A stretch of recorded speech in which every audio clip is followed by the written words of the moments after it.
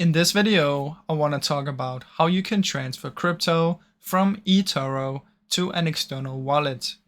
Now to do this, you need to download something called eToro Money. This is an eToro crypto app that you need to download on your phone. And once you've downloaded this, you want to log into your eToro account on the app.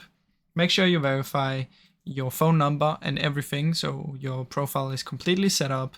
And then what you need to do is we need to transfer the crypto first from eToro to eToro Money, and then from eToro Money to the external wallet.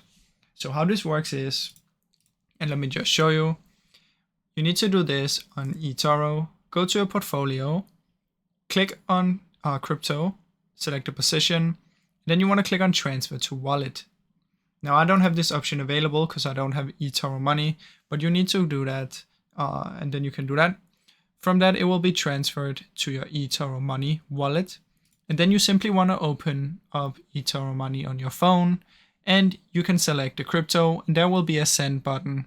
And then you just have to type in the address to the external wallet, and it will be transferred to there. So that is the way that you can do this, guys. I really hope you enjoyed this short video. If you did, please leave a like and subscribe, as it helps me out a ton. Thank you so much for watching.